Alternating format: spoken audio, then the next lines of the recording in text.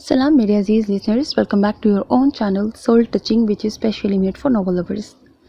Today is a complete afsana named as Tauba Ke Nafal by Mehwish Asad. So let's start it.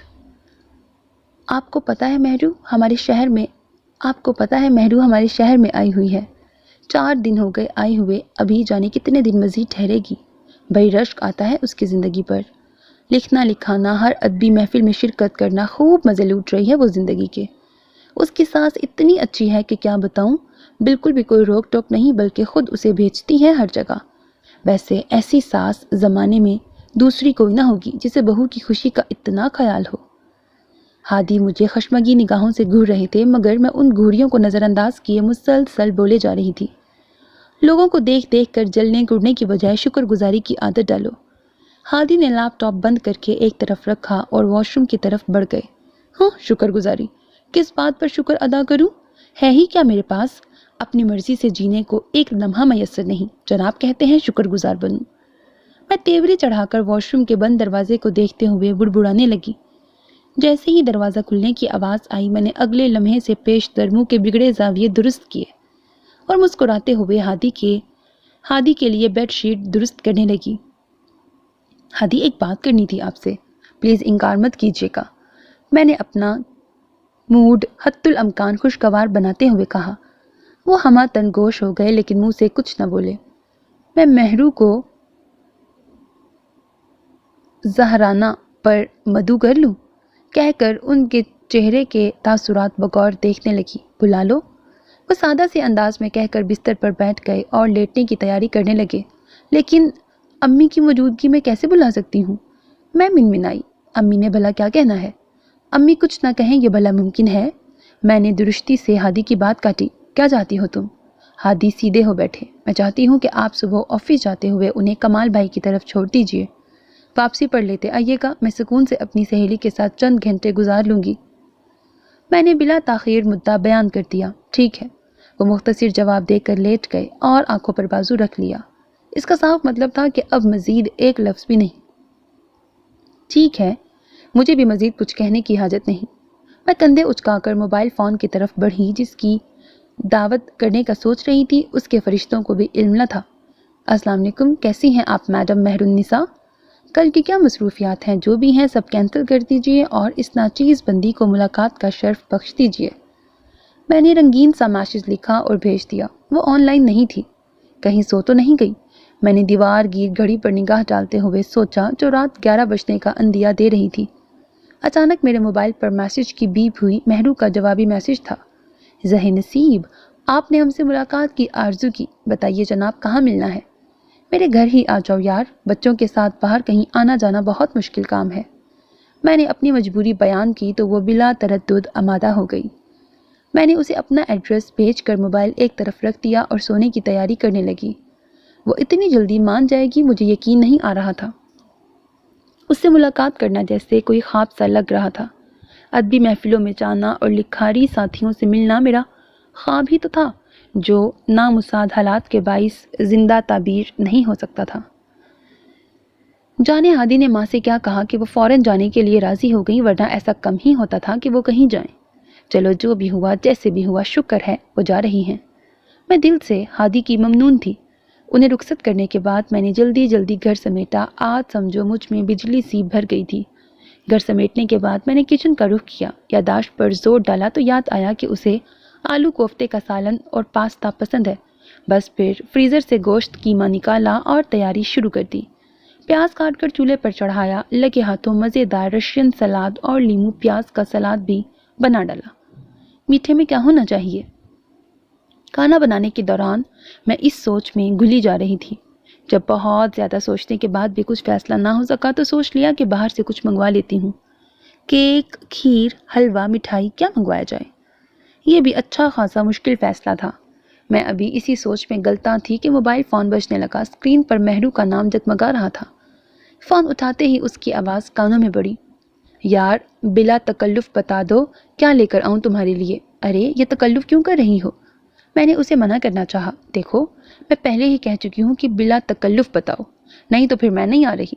जाओ, मुलाकात cancel, उसने उखड़े लहजे में कहा। अरे अरे, ये जुल्म मत करना, اچھا ٹھیک ہے، تمہیں میٹھے میں جو پسند ہے وہ لیتی آؤ، کیونکہ مجھے کچھ سمجھ نہیں آ رہی کہ کیا بناؤں۔ میں نے فوراً سے بیشتر ہتھیار ڈالتے ہوئے بلا جھجک تفصیل کہہ ڈالی۔ وہ میری معصومیت پر دل کھول کر ہنسی، پھر اوکے کر کے رابطہ منقطع کر دیا۔ کھانا بالکل تیار تھا۔ میں نے جلدی جلدی کچن سمیٹا۔ کچن پہ ایک تائرانہ نگاہ ڈالنے کے بعد میں مطمئن ہو کر باہر نکل آئی۔ بچوں کو ناشتے کے بعد انہیں ٹی وی کے سامنے بٹھا دیا تھا، انہیں وہاں سے پکڑ کر نہلایا۔ ان سے فراغت کے بعد کتنی ہی دیر الماری کے سامنے کھڑی رہی، سمجھ ہی نہیں آ رہی تھی کہ کیا زیب تن کیا جائے۔ جیسے تیسے فیصلہ کر کے ہلکے گلابی رنگ کا سوٹ نکال لیا۔ شاور لے کر نکلی تھی کہ اطلاعی گھنٹی بج اٹھی۔ لو آ گئی مہرو۔ میں دوپٹہ سر پہ ٹکاتے ہوئے باہر کو لپکی۔ دروازہ کھولا تو سامنے ریحان کو کھڑے پایا۔ آ گیا میرا بیٹا؟ اس کے سر پر پیار کرتے ہوئے اس کے کندھے سے بیگ اتارا۔ چلو آپ بھی جلدی سے تیار ہو جاؤ، مہرو خالہ آ رہی ہیں۔ میں نے اسے کپڑے دے کر واش روم میں دھکیل دیا۔ یہ مہرو خالہ کون ہے؟ اس نے منہ بسوڑا۔ جب آئیں گی تب دیکھ لینا۔ میں نے جان چھڑوانے کے سے انداز میں کہہ کر واش روم کا دروازہ بند کر دیا اور خود آئینے کے سامنے جا کھڑی ہوئی۔ چہرے پر فیئرنیس کریم لگا کر ہونٹوں پر نیچرل سی لپسٹک لگا لی، بالوں کو کنگھی سے سیدھا کیا اور گیلے بال ہی کیچر میں باندھ دیے۔ جلدی کرو ریحان۔ دروازے پر ہلکے ہاتھ سے دستک دے کر میں نے کچن کا رخ کیا۔ ڈائننگ ٹیبل پر برتن سیٹ کیے۔ اب بند کر دو ٹی وی، بہت ہو گیا۔ ہمنا اور بلال صبح سے ٹی وی کے سامنے بیٹھے تھے۔ اطلاعی گھنٹی کی آواز پر میں نے سرت سے ٹی وی بند کیا۔ آنکھوں ہی آنکھوں میں بچوں کو دوبارہ ٹی وی نہ چلانے کی تنبیہ کرتے ہوئے باہر کو بھاگی۔ دروازہ کھلتے ہی ایک نقاب پوش نسوانی وجود نے زوردار سلام جھاڑتے ہوئے اندر قدم رکھا۔ مہرو اتنی دیر کرتی، کب سے انتظار کر رہی تھی؟ میں گلہ کرتے ہوئے بغل گیر ہو گئی۔ دیر سویر تو پھر ہو ہی جایا کرتی ہے ایسے کاموں میں، اس نے شاعرانہ انداز میں کہا۔ وہ آئے ہمارے گھر، خدا کی قدرت ہے، کبھی ان کو کبھی اپنے گھر کو دیکھتے ہیں۔ میری بھی شاعرانہ حس بھڑک اٹھی۔ یوں ہی ہنستے ہوئے حال احوال پوچھتے ہم دونوں اندر چلے آئے۔ اسے ڈرائنگ روم میں بٹھایا۔ وہ مٹھائی اور پھولوں کا گلدستہ لائی تھی۔ کمرہ ان پھولوں کی خوشبو سے مہک اٹھا تھا۔ پہلے کھانا کھا لیتے ہیں، پھر ڈھیر ساری باتیں کریں گے۔ میں نے برق رفتاری سے کھانا رکھ دیا۔ واپس آئی تو میرے تینوں بچے اس کے پاس بیٹھے باتیں کر رہے تھے، بات بے بات کہے لگ رہے تھے۔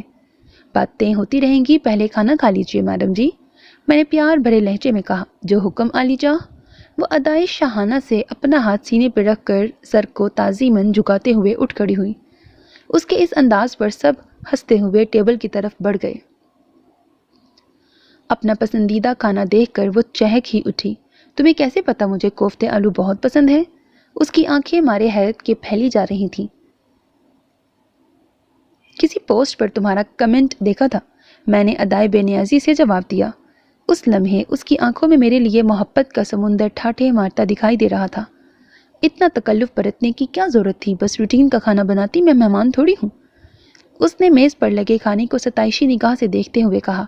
اب اتنی بڑی ادبی شخصیت میرے گھر آئی تو میں روٹین کا کھانا بناتی اچھی لگتی تھی کیا؟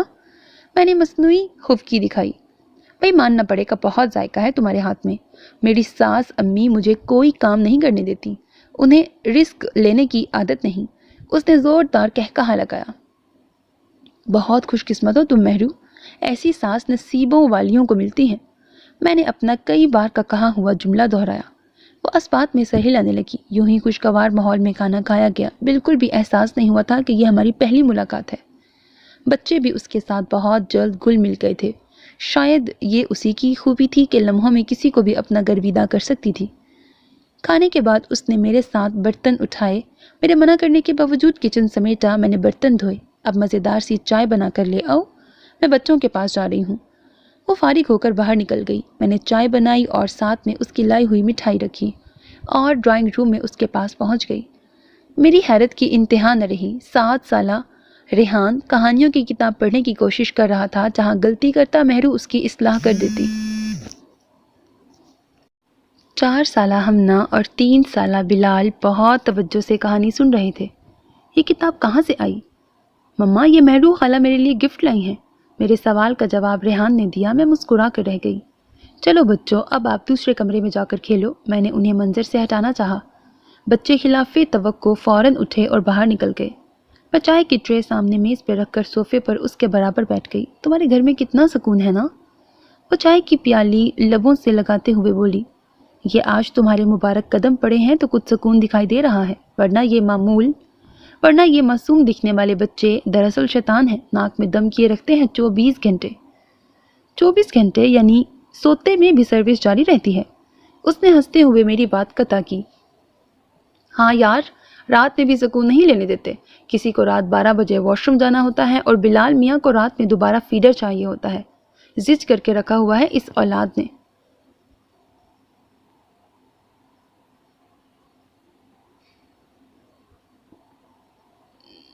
پتہ نہیں کیا لکھا ہوا ہے۔ لکھنے لکھانے کے لیے خاصا وقت مل جاتا ہے۔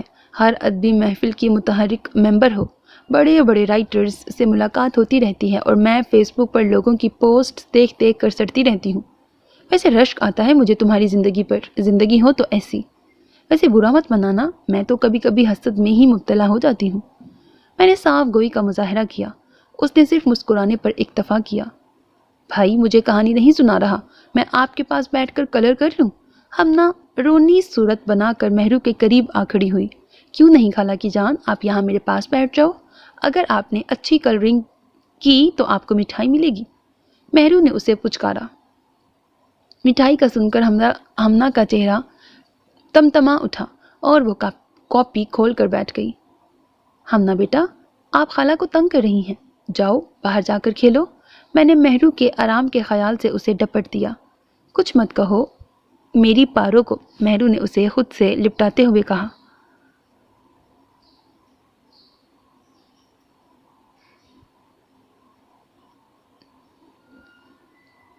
دو روز پہلے میرے ہسبینڈ کی بھی بیٹی پیدا ہوئی ہے، جانے کیسی ہوگی، مجھے پورا یقین ہے بالکل اپنے بابا جیسی ہوگی۔ کیا کہہ رہی ہو مہرو؟ میں آنکھیں پھاڑے اسے دیکھ رہی تھی۔ وہ ہڑبڑا کر اپنے حواسوں میں لوٹی۔ جب اسے زبان پھسل جانے کا احساس ہوا تو نگاہیں چرا گئی۔ اس کے لب بے ساختہ بھنج گئے۔ میری طرف دیکھو۔ میں نے تھوڑی سے پکڑ کر اس کا چہرہ اپنی جانب پھیرا۔ اس کی آنکھوں میں آنسو پلکوں کی واٹ توڑ کر باہر نکلنے کو مچل رہے تھے۔ آج اپنے دل کا درد اس بہن سے کہہ ڈالو۔ ان آنسوؤں کو بہنے دو، میرا کندھا حاضر ہے، مزید ضبط کرو گی تو ٹوٹ کر بکھر جاؤ گی۔ مجھے حالات کی سنگینی کا کسی قدر اندازہ ہو گیا تھا۔ میں تو کب کی ٹوٹ چکی ہوں۔ تم جو میری قسمت پر رشک کرتی ہو نا، یہ ادبی محافل، یہ ہلا گلا، یہ تو خود کو زندہ رکھنے کا بہانہ ہے، ناکام کوشش ہے۔ اس نے گہرا سانس خارج کیا اور رخسانوں پر بہہ نکلنے والے اشک ہاتھ کی پشت سے بے دردی سے رگڑ ڈالے۔ کچھ دیر کسی غیر مرئی نقطے پر نگاہیں مرکوز کر دیں، پھر بولی، میرے والدین میرے بچپن میں ہی ایک حادثے میں وفات پا گئے۔ میں بھی اس بدترین حادثے میں ان کے ساتھ تھی۔ اپنے بچ جانے کو بدقسمتی کہوں یا خوش قسمتی، یہ فیصلہ آج تک نہیں ہو پایا۔ ان کے بعد میری خالہ نے میری پرورش کا بیڑا اٹھایا، مجھے پڑھایا لکھایا، اچھی پرورش کی۔ تعلیم مکمل ہونے کے بعد اپنے اکلوتے بیٹے سے میری شادی کر دی۔ سارا بچپن ایک ساتھ گزرا تھا، سو ہم دونوں ہی ایک دوسرے سے محبت کرنے لگے تھے۔ شادی کے بعد مجھے لگا کہ مجھ سے زیادہ دنیا میں شاید ہی کوئی خوش قسمت ہو۔ میری غلط فہمی شادی کے 3 سال بعد ہی دور ہو گئی۔ وہ استہزائیہ ہنسی جب ڈاکٹر نے مجھے بتایا کہ میں کبھی ماں نہیں بن سکتی۔ رو دھو کر میں نے صبر کر لیا، لیکن باپ بننا ہر مرد کی خواہش ہی نہیں، حق بھی ہوتا ہے۔ نقص تو مجھ میں تھا۔ اسود کو کس بات کی سزا؟ میں نے اسے دوسری شادی کی نہ صرف اجازت دے دی بلکہ زور دیا کہ جلد از جلد دوسری شادی کر لے، پہلے ہی بہت وقت ضائع ہو چکا۔ وہ تذبذب کا شکار رہا، لیکن آخر کو شادی کرنی ہی تھی سو کر لی۔ یہ اس کا مجھ پر احسان ہے کہ اس نے ردا کو دوسرا فلیٹ لے دیا، ورنہ تم تو سمجھ سکتی ہو سوکن کا وجود کیا، اس کا تو خیال ہی سہانی روح ہوا کرتا ہے۔ میں اس کو دیکھنے لگی۔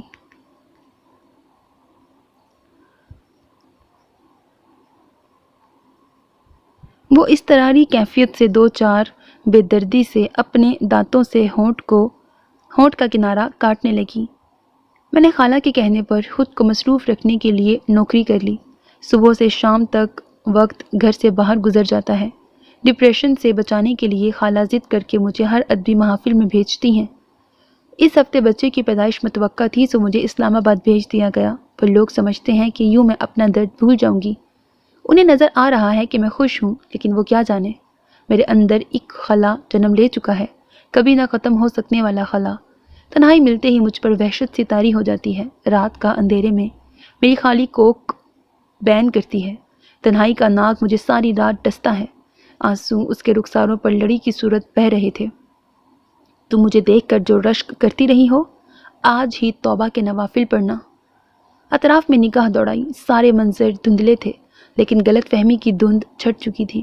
مجھے شدت سے احساس ہوا کہ میں واقعی جنت میں رہ رہی ہوں اور اپنی کم عقلی کے باعث اس جنت کو جہنم بنانے پر تلی ہوئی تھی.